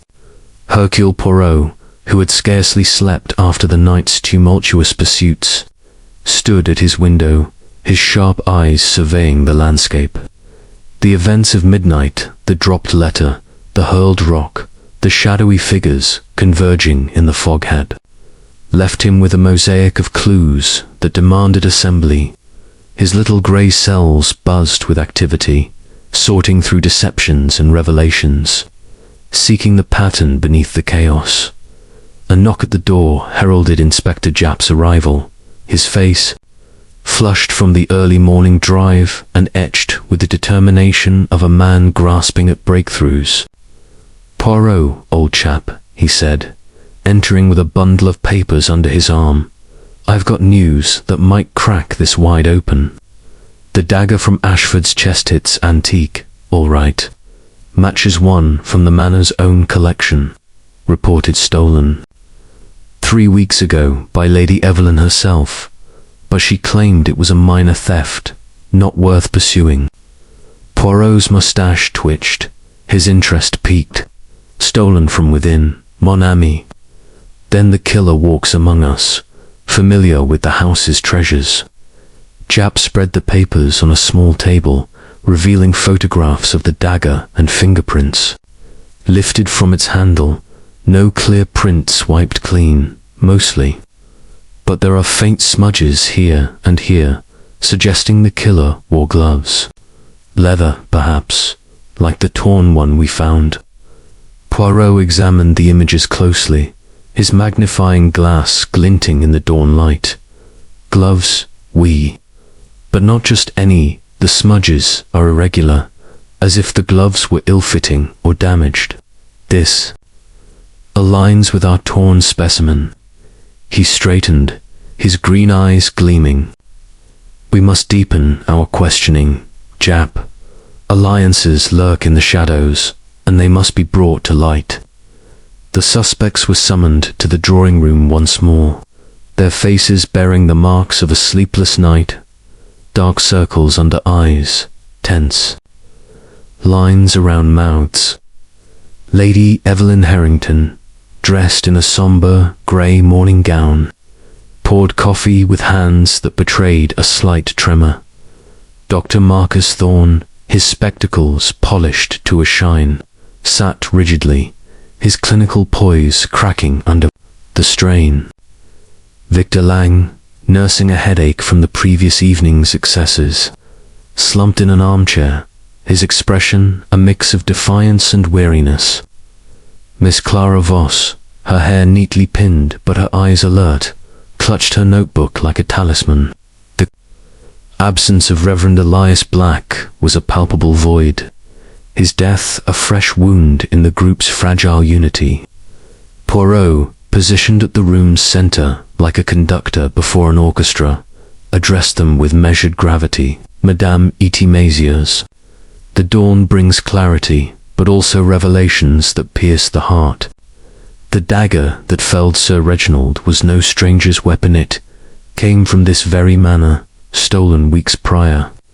And the fingerprints, or lack thereof, speak of gloves, of premeditation." His gaze swept over them, noting Lady Evelyn's sharp intake of breath, Thorne's subtle shift in his seat, Lang's clenched fists, Voss's tightened grip on her pen. "But more than objects, it is the hidden alliances among you that intrigue, Hercule Poirot. Secrets bind you, Nan. Let us unravel them." Lady Evelyn set down the coffee pot, her voice steady but her eyes evasive. "The dagger was part of a set in the library display. I noticed it missing after a garden party, but with so many guests, I thought it a prank or a petty theft. I never imagined." Her words trailed off, and Poirot pressed gently. "And your affair with Dr. Thorne, madame?" Sir Reginald knew, threatened exposure, a powerful motive to silence him. She flushed, her composure fracturing. "Yes, Marcus and it was love, Mr. Poirot, not conspiracy. Reginald was spiteful, but I didn't kill him. Nor poor Elias, Thorne interjected, his voice strained. Evelyn speaks the truth. Our indiscretion was private, but Ashford twisted it into blackmail. I paid what I could, but murder. Absurd. Poirot tilted his head. Yet the letters in the cellar. Doctor implicates you in Ashford's embezzlement schemes. You stood to lose everything. Thorne paled, adjusting his spectacles. I advised against it, but he involved me. Black was in on it, too. His past frauds made him a willing partner. Victor Lang snorted, his voice rough. Black, that hypocrite. We shared a cell in Dartmoor years ago, back when he was Elias Blaine. Conman extraordinaire. He roped me into Ashford's deals after prison, promising riches. But Ashford double-crossed us both. Poirot's eyes narrowed. A prison connection, Monsieur Lang? Then you and Black were allies against Ashford. Lang nodded grudgingly, of a sort. But I didn't poison him. Black was scheming, something said. He had dirt on everyone. Miss Voss, who had been silent, finally spoke, her tone defiant. You're all tangled in your own webs. I was no daughter to Ashford, as some whispered. He hired me as a spy to infiltrate and report on Thorne's embezzlement. My articles were a cover. The room erupted in murmurs. Thorne's gasp of betrayal, Lady Evelyn's shocked stare, Lang's bitter laugh. Poirot raised a hand for silence. A spy, mademoiselle. Then you knew of the alliances, the blackmails. Voss nodded. Enough to suspect, but not to kill. Ashford promised me a fortune for proof against Thorne. Accusations flew like arrows in a skirmish. Thorne pointed at Voss. You had access to my bag, could have taken the arsenic. Lang sneered at Thorne. And you, doctor, with your drugs and secrets perfect for poisoning. Lady Evelyn, tears welling, defended Thorne. Stop this. We're all victims of Reginald's greed. Poirot observed the chaos, his mind cataloguing the shifts in loyalty. Lang and Black's old bond. Evelyn and Thorne's romance, Voss's espionage. But a piece was missing, a twist that bound them differently, as the fog outside lifted briefly. A constable rushed in, breathless. Sir, near the folia, fresh footprint, but odd. Not human, looks forged, like with a boot mould. Poirot's eyes lit up. Forged. Then the shadow creates illusions. He led Jap and the suspects to the site, the ground soft from overnight damp. The print was indeed artificial, pressed with a wooden mould mimicking a boot, but imperfect. The edges to clean. Clever, Poirot murmured, to suggest a phantom killer, or to frame another. Back in the drawing room, Poirot pieced it aloud. The alliances are hidden, but evident. Lang and Black, prison comrades turned conspirators. Evelyn and Thorne, lovers blackmailed. Voss, the spy, uncovering embezzlement. But who forges footprints? Who steals daggers and plants gloves? Suspicion turned inward, each eyeing the other. Voss broke the silence. What if Black faked his involvement? His death staged. But the coroner had confirmed arsenic lethality. Poirot requested private talks, starting with Lang. In the study, Lang confessed more. Black and I planned to expose Ashford, split the profits. But he turned on me, said he'd go alone. Motive? For Black's murder, but Lang's alibi held billiards with a servant. Thorne, next, admitted forging letters to protect Evelyn. I feared she'd be implicated. Evelyn echoed his devotion, revealing she'd used the secret passage for trysts. But not murder. Voss's interview yielded the twist. Ashford wasn't just embezzling, he was laundering through the club. Thorne was the front, Black the enforcer, Lang the muscle. I have notes proving it. She produced a hidden page from her notebook, coded entries detailing transactions. Poirot deciphered them swiftly.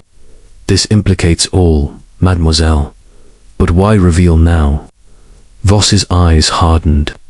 Because the killer is among them, and I won't. Be next. Lunch was tense. The group fragmented. Poirot wandered the gardens, the fog returning in wisps. Near the folly, he found a discarded mould wooden, carved crudely. Inside, a scrap of fabric matched Voss's skirt. Confronting her, she denied, planted. Someone's turning us against each other. Poirot nodded. The hidden alliance is fracturing from within. Afternoon brought Japp's telegram. Black's prison records confirmed alliances with Lang, but also a link to Thorne treated him for anxiety post-release. All connected, Poirot said. Evening interrogations revealed more. Evelyn admitted lending gloves to Voss for a disguise. Lang confessed meeting Black the night of Ashford's death, but just talk. As night fell, Poirot set a watch on the folly. A figure approached Thorne, retrieving a buried envelope. Inside, payoff receipts from Ashford. Blackmailed me too, Thorne said. But the envelope bore Voss's fingerprint. The alliances shifted like sand, loyalties tested, secrets spilling. Poirot in his room mapped it. A circle of deceit, with Ashford at the center. The forged print was a misdirection, pointing to an outsider. But the killer was inside, exploiting the bonds. A scream pierced the night from the cellar. Rushing down, they found nothing but a toppled crate, a diversion. Upstairs, Voss's room, ransacked, her notebook gone. The shadow strikes, Poirot said. But the thief left a clue. A cufflink thorns. Confrontations ensued, alliances crumbling. Thorne accused Lang. Lang blamed Voss. Voss suspected Evelyn. Poirot halted the fray. The hidden alliance is not among you but against you. The killer uses your secrets to divide. Dawn's revelations had unveiled bonds, but the twist lingered. Who forged the print, and why? Poirot's grey cell's word, the fog lifting to reveal the truth's silhouette. Chapter 8. The third victim, the fog that enveloped Harrington Manor, seemed to pulse with malevolence, as if it sensed the mounting chaos within the ancient walls. Dawn had brought only a fleeting respite from the mist, and by mid-morning it had returned with a vengeance, cloaking the gardens in a shroud that muffled sound and obscured sight. Hercule Poirot, standing in the grand hall, felt the weight of the case pressing upon him, yet his little grey cells were alight with the thrill of the chase. The deaths of Sir Reginald Ashford and Reverend Elias Black were no longer isolated incidents, but threads in a tapestry of deceit woven by a killer who thrived in the shadows. The ransacking of Clara Voss's room, the stolen notebook, and the planted cufflink had deepened the mystery, revealing a mind that orchestrated not just murder, but manipulation. Inspector Japp, his face haggard from sleepless nights, burst into the hall, his overcoat damp from the fog. "Poirot, we've got trouble," he said, his voice tight with urgency. Victor Langues, dead. Found him in the dining room, hanging from the chandelier. There's a note confessing to both murders. Poirot's moustache twitched, his green eyes narrowing. A confession, mon ami. How convenient. But Hercule Poirot does not trust convenience. He followed Japp, his cane tapping a steady rhythm as they hurried to the scene. The dining room was a study in grandeur, its crystal chandelier now a grim centerpiece. Victor Lang's body dangled from it, a rope knotted tightly round his neck, his face contorted in a rictus of death. A folded note lay on the table below, penned in a scrawling hand. I killed Ashford for revenge, and black to silence him. I can't live with the guilt. The remaining suspects, Lady Evelyn Harrington, Dr. Marcus Thorne, and Clara Voss at the room's edge, their faces pale, their eyes wide with shock. Lady Evelyn clutched a shawl, her voice trembling. "This is monstrous, Victor, a murderer." Thorne, his spectacles fogged, shook his head. "It makes no sense. He was brash, not cunning." Voss, her composure strained, clutched a handkerchief. "He was angry, but this..." Poirot approached the body, his gaze methodical. The rope was amateurishly tied, the knot loose, as if crafted in haste. He examined the note, his magnifying glass revealing inconsistencies, the ink too fresh, the handwriting uneven, unlike Lang's bold scrawl. "Mon Dieu," he murmured, "this is no suicide. The knot betrays the hand of another, and the note is a forgery." Jap, already summoning the coroner, nodded grimly. "Strangled first, then strung up, you think?" Poirot's eyes gleamed. "The shadow seeks to close the circle, but the circle is not yet complete." The coroner's preliminary examination, conducted swiftly in the Manor's library, confirmed Poirot's suspicion. Lang had been strangled before being hoisted. The rope marks inconsistent with self-inflicted death. The note's paper matched the Manor's stationery, but the pen was different from Lang's usual fountain pen, found intact in his room. Poirot turned to the suspects, gathered once more in the drawing room. "Madame, et messieurs," he began, his voice a velvet blade. "Monsieur Lang's death is no confession but a deception. The shadow has struck again, using his body as a canvas to paint a lie. But why? To silence him, or to mislead us?" Lady Evelyn's voice cracked as she spoke. "Victor was difficult, yes, but he didn't deserve this. I was in my room all night, Mrs. Gibbs can confirm." Thorne, his hands trembling, adjusted his spectacles. "I was in the study, reviewing patient notes.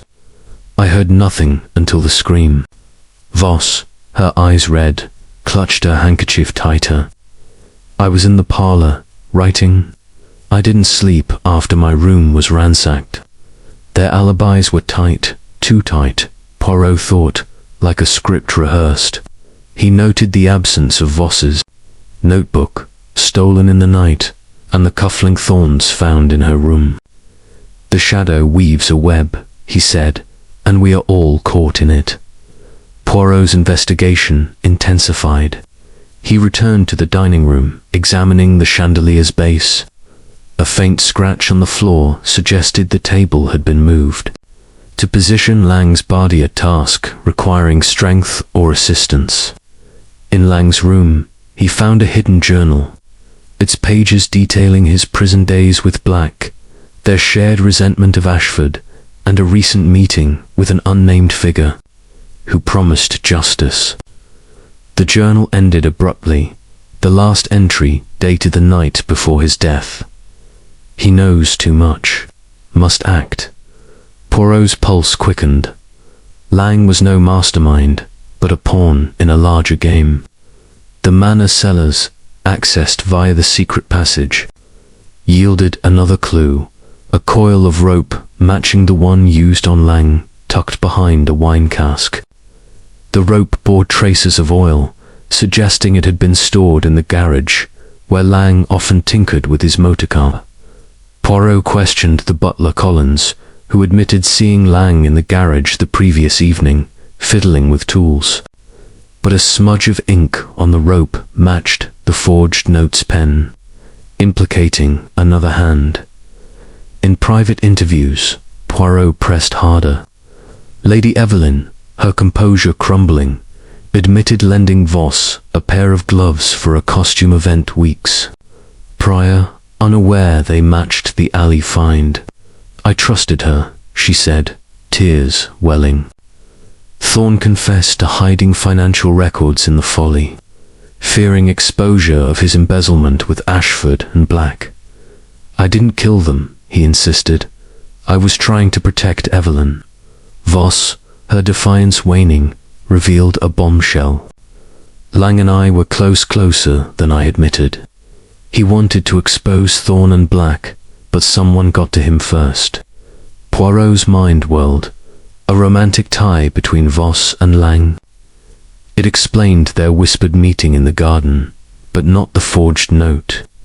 He revisited the folly with Jap, the fog parting briefly to reveal a hidden cassia leather glove, torn identically to the alley one, but bearing a faint monogram. "E.H. Lady Evelyn's," Jap said, but Poirot shook his head. "Planted, perhaps, to shift blame. The shadow is a master of misdirection." Back at the manor, Poirot examined the chandelier rope under a magnifying glass. A single hair, dark and fine, clung to it. Voss's, perhaps. He confronted her in the library, her face paling as he presented the hair. "I was in the dining room yesterday, adjusting the curtains," she said quickly. "It's nothing sinister." But her eyes betrayed fear, and Poirot noted her ring, inscribed MV, was missing. Dinner was a grim affair, the suspects barely touching their food. Lady Evelyn, her eyes red, spoke of the manor's curse. Thorne theorized about a psychopath among them, his voice unsteady. Voss, silent, avoided all gazers. Poirot, sipping water, observed the fracture in their unity the shadows work, turning allies into enemies. As night fell, Poirot set a trap. He announced to Jap, loudly enough for eavesdroppers, that he'd found a hidden diary in Lang's room, revealing the killer's name. He retired, leaving his door ajar, a decoy diary on his desk. Footsteps approached at midnight, reaching for it. "Doctor," Poirot said, emerging from the shadows. "You are curious, Nan." Thorne stammered. "I thought it might clear me." But his pocket held a vial of sedative, enough to subdue a man before strangling. Confronted. Thorne broke. "I forged the note to frame Lang, to protect Evelyn from his accusations, but I didn't kill him." Poirot nodded, releasing him, but followed discreetly. Thorne met Evelyn in the garden, their whispers urgent. "They're closing in," she said. "We must end this." Poirot returned to his room, finding another note. "The cellar holds the truth." Descending, he found a locked door, the key from the chapel fitting perfectly. Inside, a ledger detailed Ashford's money laundering through Black and Thorne, with Lang as enforcer. Voss's initials appeared as a witness. "She knew all," Poirot murmured. The twist came at dawn. A maid found Voss's ring in the cellar, near a bloodied cloth. Voss confronted, claimed it stolen. But the cloth bore traces of Lang's blood. "The shadow turns us against each other," Poirot said to Jap. "But the alliance Voss and Lang, Evelyn and Thorne is cracking." The fog thickened, the manor a crucible of fear. Poirot's grey cells churned, sensing the killers. Next move. The third victim was no end, but a pivot, redirecting suspicion. "The truth lies in the cellar," he whispered, "and the shadow cannot hide forever." Chapter 9. Shadows unveiled. The fog that enveloped Harrington Manor seemed to tighten its grip as the investigation reached a fevered pitch. Its grey tendrils curling around the ancient stone walls like a living entity, watchful and complicit. The deaths of Sir Reginald Ashford, Reverend Elias Black, and now Victor Lang had transformed the manor into a crucible of fear, where every glance held suspicion and every word carried the weight of deception. Hercule Poirot, standing in the grand library with its towering shelves and flickering firelight, felt the pulse of the case quickening. The little grey cells, as he called his formidable intellect, were weaving together the threads of Cluster. Torn glove, the arsenic vial, the forged note, the bloodied cloth, the hidden ledger to a tapestry that was beginning to reveal the silhouette of the shadow in the fog. Inspector Japp, his face etched with exhaustion, burst into the library, clutching a telegram from Scotland Yard. "Poirot, we've got a breakthrough," he said, his voice hoarse but urgent. "The blood on the cloth from the cellar, it's Lang's, all right, but there's a trace of another substance. Digitalis, the coroner says, enough to slow a man's heart before strangling." Poirot's green eyes gleamed, his moustache quivering with interest.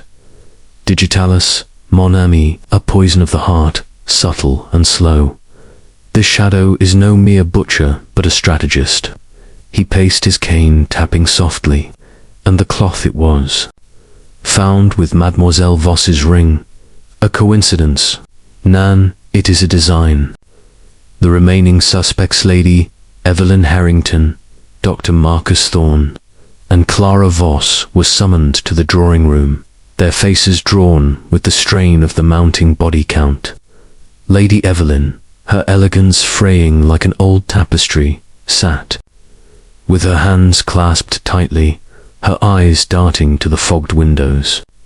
Thorne, his spectacles slipping, gripped the armrests of his chair, his clinical detachment shattered. Voss, her notebook absent but her gaze sharp, stood by the fireplace, her posture defiant yet brittle. The air was thick with unspoken accusations. The room a stage for Poirot's next act. "Madame et Monsieur," Poirot began, his voice a velvet blade cutting through the tension. "The shadow in the fog has struck thrice, each death a note in a symphony of vengeance. Sir Reginald, stabbed with a stolen dagger. Reverend Black, poisoned with arsenic. Victor Lang, strangled and staged as a suicide. But these are not random acts, they are a performance, scripted to conceal a deeper truth." His gaze swept over them, noting Lady Evelyn's trembling lips, Thorne's clenched jaw, Voss's rigid stillness. "The Cluster glove, the ledger, the forged note point to each of you. Yet the shadow is not one, but a mind that manipulates all." Lady Evelyn's voice broke the silence, sharp with desperation. "Mr. Poirot, you accuse us all, but I was here, in this room, when Victor died. Mrs. Gibbs served me tea. Vouch for me." Thorne nodded, his voice strained. "I was in my study, as I said. Lang's death shocked me. He was no friend, but a killer." "I doubt it." Voss, her eyes flashing, stepped forward. "I saw Lady Evelyn in the fog last night, near the Folly, after my room was ransacked. She's hiding something." Evelyn gasped, her hand flying to her chest. "That's a lie. I was in my room, grieving." Poirot raised a hand, silencing the fray. "Accusations are the shadow's weapon, turning you against one another. But let us examine the evidence." He produced the bloodied cloth, its faint scent of digitalis mingling with the room's wood spoke. "This cloth, found with Mademoiselle Voss's ring, bears Lang's blood and a poison from the Manor's apothecary. Who had access?" Thorne paled. "My bag contained digitalis, yes, for Sir Reginald's heart condition, but it's locked. Someone stole it." Voss's voice was icy. "Or you left it accessible, Doctor, to frame me," Japp interjected, holding up the forged note from Lang's body. "We've traced the ink to a pen in the library, used by all of you at some point. But the handwriting, it's a poor imitation of Lang's. Someone wanted us to believe," he confessed. Poirot nodded, his mind racing.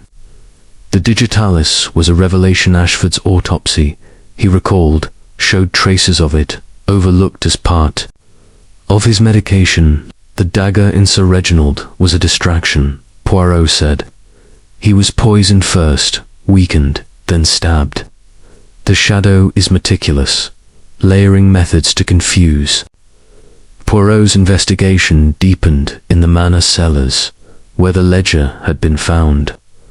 The locked door, opened by the chapel key, revealed a hidden compartment with a vial of digitalis, its labels smudged but matching Thorne's prescription records. Nearby, a scrap of paper bore a coded message: EH and CV to settle debts. Evelyn and Clara. Poirot pocketed it, his mind whirling. The cellar's damp walls held another secret, a faint outline of a footprint, not forged this time, but real. Small and delicate, a woman's shoe, perhaps Evelyn's or Voss's. In private interviews, Poirot pressed each suspect. Lady Evelyn, her composure crumbling, admitted to using digitalis for her own heart palpitations, prescribed by Thorne. But I keep it locked in my room, she insisted. Thorne, confronted with the vial, stammered, "Someone's framing me." "I never touched Lang." Voss, her defiance wavering, revealed a twist. "I found Lang's journal after his death, hidden in the cellar. He wrote of a meeting with someone called the broker, promising to end Ashford's schemes." Poirot's eyes narrowed. The broker, an outsider perhaps, or a pseudonym. The manor's gardens, shrouded in fog, beck a stage for further clues. Poirot revisited the folly, finding a buried tin containing a photograph, Black and Lang, younger, smiling at a docksider ship in the background. A note on the back read, "The deal that broke us." Poirot recognized the ship owned by Lang's father, ruined by Ashford's betrayal. A motive shared, he murmured, but who acted on it? Dinner was a silent ordeal, the suspects barely eating. Lady Evelyn, her eyes red, whispered to Thorne, who shook his head. Voss, isolated, scribbled on a napkin, her gaze darting to Poirot. Japp, at Poirot's side, muttered, "They're cracking, but who's the puppeteer?" Poirot smiled. Faintly, "Patience, mon ami. The shadow reveals itself in haste." As night fell, Poirot set a trap. Announcing loudly to Japp that he'd decoded the cellar message, revealing the broker's identity, he retired, leaving a decoy ledger on his desk. At midnight, footsteps approached Voss, reaching for it. "Mademoiselle," Poirot said, stepping from the shadows, "you were eager for secrets." She froze, then confessed, "I thought it was Lang's journal. I needed proof of the broker." But her muddy shoes matched the cellar footprint. Confronting Evelyn next, Poirot showed the coded note. She gasped, "I never wrote this. Clara and we quarreled over Reginald's debts, but no conspiracy." Thorne, overhearing, admitted, "I knew of the broker as silent partner in Ashford's laundering. Black mentioned him before dying. The photograph tied them all, but the broker remained a ghost." A scream shattered the night from the library. Rushing there, Poirot found the decoy ledger gone, a window open, fog pouring in. Outside, a figure fled too swift to catch. A dropped handkerchief bore the initials CV Voss again. Or another plant. Morning brought a twist. The coroner's full report on Black revealed no lethal arsenic, dose only enough to induce a coma. He was alive, Poirot said, until strangled, like Lang. The shadow staged his death to sow chaos.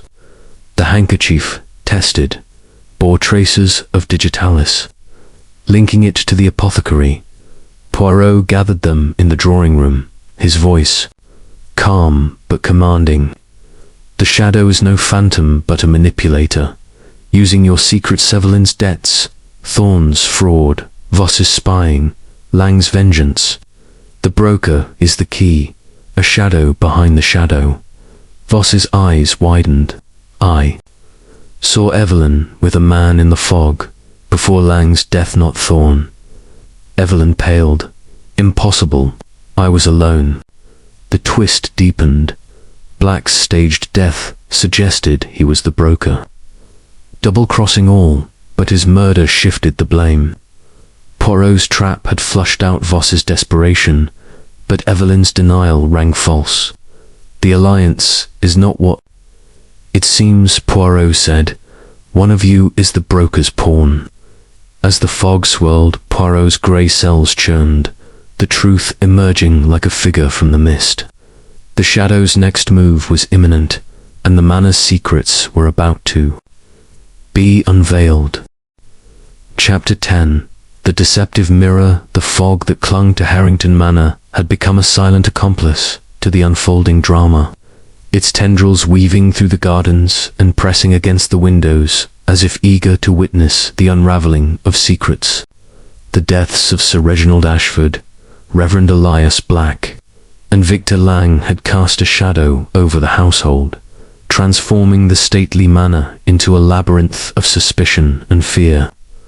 Hercule Poirot, standing in the dimly lit study, felt the weight of the case pressing upon him, yet his little grey cells were ablaze with clarity.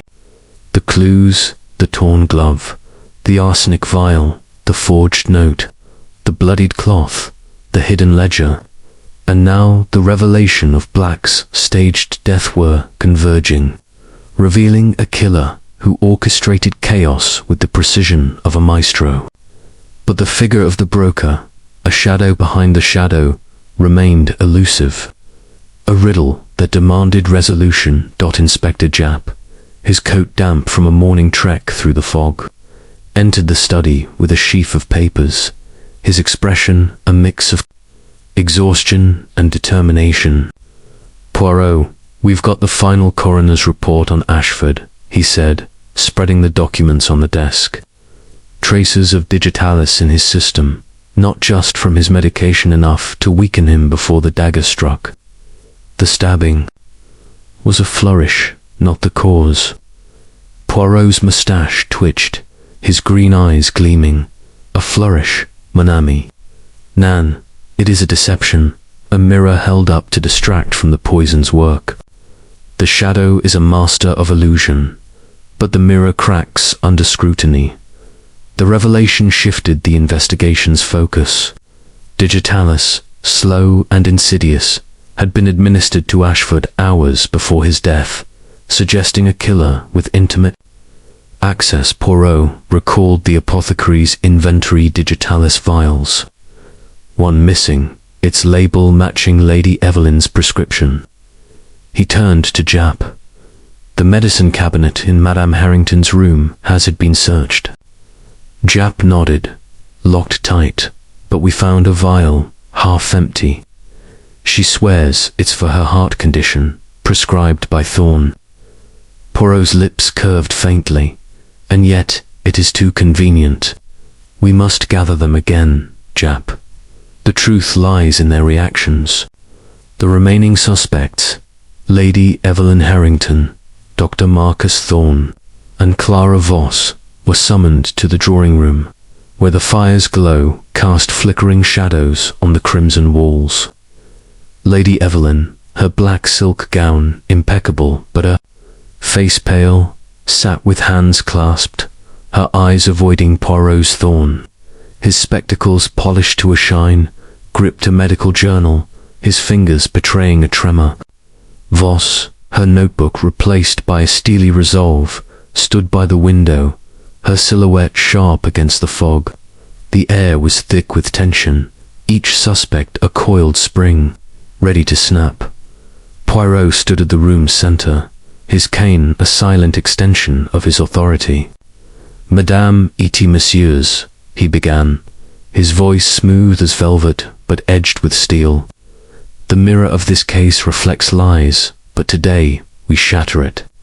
Sir Reginald was not killed by a dagger. A lon digitalis slowed his heart, making him an easy target. Reverend Black, we now know, was not poisoned to death, but placed in a coma, then strangled to silence his schemes. Victor Lang, strangled and staged as a suicide. Each death is a reflection, distorted to mislead. But who holds the mirror? Lady Evelyn's voice trembled as she spoke. Mr. Poirot, you accuse us of horrors, but I was pouring tea when Reginald died, and in my room when Victor was killed. My medicine is for my health, nothing more. Poirot tilted his head. Yet the vial in your cabinet, madame, is depleted beyond your needs. And your meetings with Dr. Thorne, were they only of the heart? She flushed, her hands tightening. Our love was private, not murderous. Thorne interjected, his tone defensive. I prescribed digitalis for both Reginald and Evelyn, but my bag is secure. Someone stole it to frame us. Poirot's eyes narrowed. And your role as the broker's pawn, docteur. The ledger names you in Ashford's laundering schemes, alongside Black. Thorne's face paled, his spectacles slipping. I was coerced. Black knew my past mistakes, used them against me. Voss, her voice sharp, stepped forward. You're all liars. I saw Evelyn in the fog, near the Folly, the night Lang died. She's not innocent. Evelyn gasped, her hand rising to her throat. That's absurd. I was in my room, grieving for Victor. Poirot raised a hand, silencing the accusations. Mademoiselle Voss, your shoes bear the mud of the cellar, where Lang's blood was found. And your ring, inscribed with your mother's initials Y, was it there? Voss's eyes flashed, planted. Someone's turning us against each other. Jap produced the handkerchief from the library, its digitalis traces confirmed. Found this after the ledger theft, Poirot initials CV pointing to Clara. Voss shook her head fiercely. Another plant. I'm a journalist, not a killer. Poirot nodded, his mind cataloguing the contradictions. The digitalis linked Evelyn and Thorne, but Voss's presence in the cellar suggested deeper involvement. The broker's identity, however, remained a shadow. Poirot's investigation took him to the Manor's apothecary once more, where he examined the medicine cabinet. The lock was intact, but scratches suggested tampering. A hidden drawer revealed a syringe, its needle bearing traces of digitalis unused, but a potential weapon. In the cellar, he found a concealed trapdoor leading to the chapel, its hinges oiled, suggesting frequent use. The killer moves unseen, Poirot murmured, but leaves traces. In private interviews, Poirot pressed harder, Evelyn admitted. Knowing of the trapdoor, used for private moments with Thorne. But I never entered the cellar that night, she insisted. Thorne confessed to hiding the syringe, fearing it implicated him. I found it in my bag, unopened. Someone placed it there. Voss, her defiance crumbling, revealed a twist. Lang and I were lovers, yes, but we planned to expose the broker, not kill. He met someone in the fog that night, someone he trusted. The Manor's library yielded another clue, a hidden compartment. In a desk, containing a letter from Black to Ashford. The broker demands payment, or all is revealed. The handwriting matched the seller's coded note, suggesting Black's dual role as victim and schemer. Poirot's pulse quickened. Black was no saint, but a puppet master until cut down. Dinner was a tense affair, the suspects barely speaking. Evelyn whispered to Thorne, her hand brushing his. Voss, isolated, stared into the fire, her thoughts unreadable. Poirot, sipping a tisane, noted their fractured unity, the shadows' work, sowing discord. After the meal, he set a trap, announcing to Jap that he'd found the broker's true name in the chapel. He left a decoy letter there, marked to the shadow dot. At midnight, footsteps echoed in the chapel. Poirot, hidden behind a pew, saw. Thorne retrieved the letter, his face ashen. Docteur Poirot said, "Emerging, you seek to protect or to destroy." Thorne collapsed, sobbing. "I thought it cleared Evelyn. Black was the broker, blackmailing us all." But the letter was blanker test. A scream pierced the night from the gardens. Rushing out, Poirot found Voss, dishevelled, claiming she'd seen Evelyn with a knife near the folly. Evelyn, summoned, denied it, her nightgown pristine. But a glint in the grass revealed a knife, its blade clean but monogrammed E.H., another. "Plant," Poirot said, "to fracture trust." Morning brought a bombshell. Black's coma was induced by a reversible toxin, not arsenic, confirmed by a second autopsy. He played dead, Poirot told Jap, to escape the broker's wrath. But the shadows struck truly. The knife, tested, bore no blood but traces of digitalis.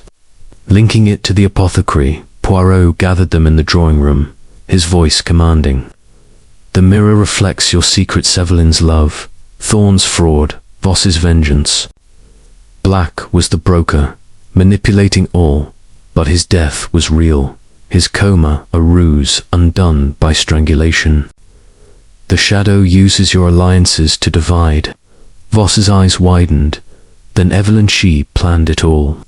Evelyn fainted, her pulse steady, a performance. The twist crystallized.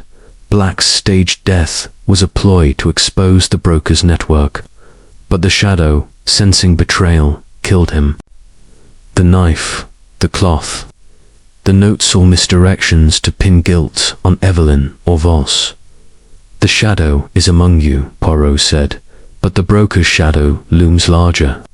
As the fog swirled, Poirot's grey cells churned, the truth's outline sharpening. The shadow's next act was near, and the manor's mirrors would reflect the killer's face. Chapter 11. The fog clears. The fog that had held Harrington Manor in its relentless grip seemed to quiver with anticipation, as if sensing the climax of the deadly drama unfolding within. The air inside the manor was thick with dread, the deaths of Sir Reginald Ashford, Reverend Elias Black, and Victor Lang casting a pall over the once grand estate. Hercule Poirot, standing in the grand hall with its marble floors and looming portraits, felt the pulse of the case quickening. His little grey cells were alight, weaving together the intricate web of clues to torn glove. The arsenic vial, the forged note, the bloodied cloth, the hidden ledger, the reversible toxin, and the planted knife into a pattern that was at last revealing the shadow in the fog. The broker, that elusive figure behind the murders, was no longer a phantom but a presence drawing ever closer to exposure. Inspector Jap, his face etched with the strain of days without rest, approached. Poirot, with a fresh report clutched in his hand. "Poirot, we've got something new," he said, his voice low but urgent. "The knife from the garden clean, yes, but its handle had traces of oil. The same kind found on the cellar rope used on Lang, and the digitalis vial from Lady Evelyn's cabinet. It's got a partial print, not hers, not Thorne's, but smudged, like someone tried to wipe it." Poirot's green eyes gleamed, his moustache quivering with a faint smile. "A smudged print, mon ami, is as telling as a clear one. The shadow is careful, but not infallible. We are close, Jap, very close." The remaining suspects, Lady Evelyn Harrington, Dr. Marcus Thorne, and Clara Voss, were summoned to the drawing room, where the fire's glow battled the encroaching fog outside. Lady Evelyn, her black lace gown a stark contrast to her ashen face, sat with her hands clasped, her eyes darting nervously. Thorne, his spectacles slipping, gripped a chair for support, his clinical facade shattered. Voss, her defiance tempered by exhaustion, stood by the window, her gaze fixed on the mist as if seeking escape. The room was a crucible, each suspect a volatile element ready to ignite under Poirot's probing. Madame et Messieurs, Poirot began, his voice a velvet blade slicing through the tension. The fog that shrouds this manor is lifting, and with it the veil of deception. Sir Reginald was poisoned with digitalis, then stabbed to conceal the truth. Reverend Black, placed in a coma to feign death, was strangled when his ruse was discovered. Victor Lang, murdered and staged as a suicide, was a pawn in a game of betrayal. The shadow in the fog is no ghost, but a mind that exploits your secrets, love, fraud, vengeance, to orchestrate chaos. His gaze swept over them, noting Evelyn's trembling fingers, Thorne's clenched jaw, Voss's rigid posture. Tonight, we end this masquerade. Lady Evelyn's voice was barely a whisper. Mr. Poirot, I've hidden nothing more. My debts, my love for Marcus, they're no motive for murder. I was in my room when Victor died, as Mrs. Gibbs will confirm. Thorne nodded, his voice unsteady. I've admitted my role in Ashford's schemes, but I didn't kill. The digitalis was stolen, I swear it. Voss, her eyes flashing, stepped forward. You're all pointing fingers, but I saw Evelyn near the folly, knife in hand. She's the shadow. Evelyn gasped, her hand flying to her chest. Lies. I was nowhere near the gardens. Poirot raised a hand, silencing the fray.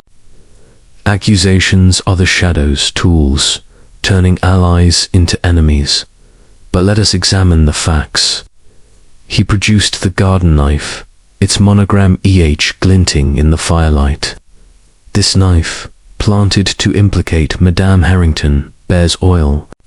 From the cellar rope, the digitalis vial, with its smudged print, points to a gloved hand. And the ledger, detailing the broker's schemes, names all of you, but one name recurs. The broker, a shadow within a shadow. He paused, his eyes locking on Voss. Mademoiselle, your shoes carried cellar mud. Your ring was found with Lang's blood. Why? Voss's face paled, but her voice held steady. I told you, it's a frame. Someone stole my ring, planted it to make me look guilty. Poirot nodded, his expression enigmatic. Perhaps, but the truth lies in the motives. Madame Harrington, your debts to Ashford were a chain. Dr. Thorne, your embezzlement tied you to Black. Mademoiselle Voss, your lover Lang sought vengeance, and you, his confidant, knew all. Jap interjected, holding up a photograph from the Thalia, Younger, Ashford, Black, and Lang at the docks. We traced the ship. It was Lang's father's, ruined by Ashford. But there's another figure, blurred, in the background. The broker. Poirot's eyes narrowed. The broker is no outsider, Jap. He is here, manipulating from within. Poirot's investigation deepened in the manor's chapel, where the trapdoor led to the cellar. He found a hidden niche, containing a vial of reversible toxin, the kind used on Black. Its label bore a pharmacy mark, traceable to Thorne's practice, but the vial was new, unopened.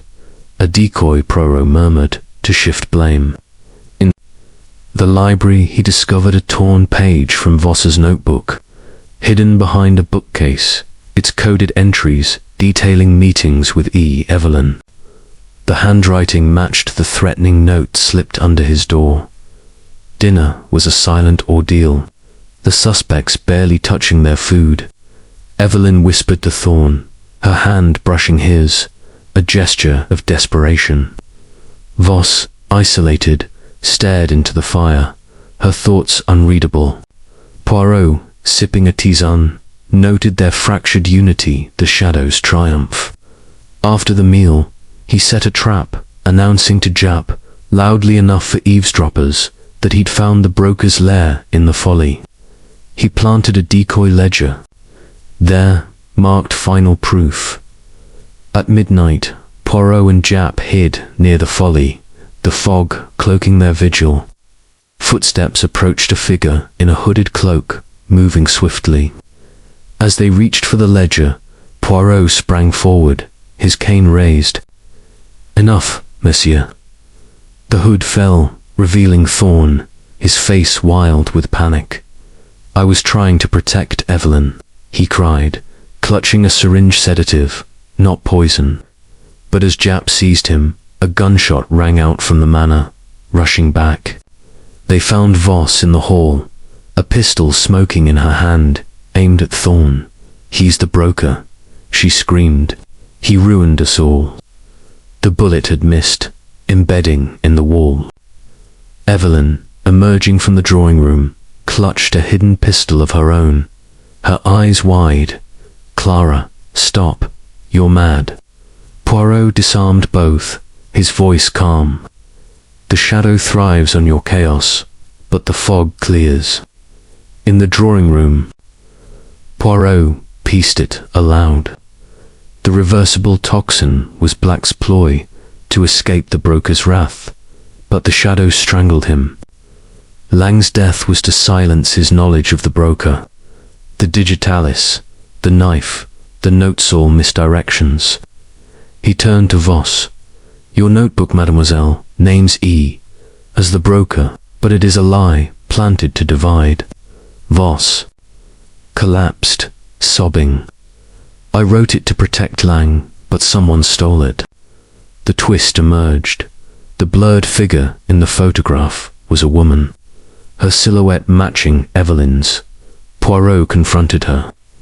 "Madame, you were the broker's agent, funneling Ashford's funds through the club. Black knew, tried to blackmail you, so you poisoned him." Evelyn fainted, her pulse steadier performance. Thorne lunged to her side, but Poirot stopped him. "Doctor, you forged notes to protect her, but your love blinds you." Japp's men searched Evelyn's room, finding a coded ledger confirming her role. But Voss's muddy shoes and rings suggested a deeper truth. Mademoiselle Poirot said, "You and Lang were lovers, plotting against the broker. But you killed Black when he betrayed you." Voss shook her head, tears streaming. "No, I loved Victor." The fog outside thinned, revealing a figure, fleeing across the moor. Evelyn's maid, Mrs. Gibbs, carrying Voss's notebook. "Caught," she confessed. "I served Lady Evelyn, planted clues to frame Clara. She paid me." Evelyn, revived, screamed denial, but the ledger damned her. Poirot's trap had flushed the broker's agent, but the shadow's hand remained hidden. "One of you is the killer," he said, "and the fog will not shield you tomorrow." Chapter 12. The final revelation, the fog that had held Harrington Manor in its spectral embrace, was at last relenting, its grey tendrils parting to reveal glimpses of the dawn's pale light. The ancient estate, with its looming towers and shadowed corridors, stood as a silent witness to the culmination of a deadly dance. The murders of Sir Reginald Ashford, Reverend Elias Black, and Victor Lang had woven a tapestry of deceit, fear and vengeance, and Hercule Poirot, standing in the grand drawing room, felt the pulse of the case reach its crescendo. His little grey cells, tireless and precise, had sifted through the labyrinth of clues. The torn glove, the arsenic vial, the forged note, the bloodied cloth, the hidden ledger, the reversible toxin, the planted knife. and the coded messages to uncover the truth. The shadow in the fog was no longer a phantom, but a figure poised to be unmasked. Inspector Japp, his face a map of exhaustion and resolve, entered with a final piece of evidence, a small, tarnished locket found in the manor's cellar, its clasp broken, containing a faded photograph of two young girls. "Poirot," he said, his voice low, "this was tucked behind a crate, near where we found Voss's ring. The girls, one looks like Clara, the other could be Evelyn."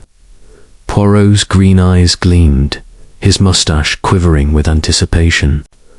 "A locket, mon ami, is a keepsake of the heart. It binds the past to the present, and in this case, it unveils the final deception." He turned to Japp. "Gather them all, Japp. The stage is set for the final act." The remaining suspects, Lady Evelyn Harrington, Dr. Marcus Thorne, and Clara Voss, filed into the drawing room, their faces etched with dread and defiance. Lady Evelyn, her black silk gown impeccable but her eyes red-rimmed, sat with her hands clasped, a faint tremor betraying her composure. Thorne, his spectacles slipping, gripped a chair, his clinical detachment shattered by the weight of accusations.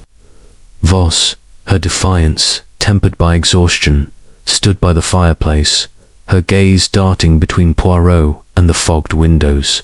The air was electric, the room a crucible where truth would be forged or broken.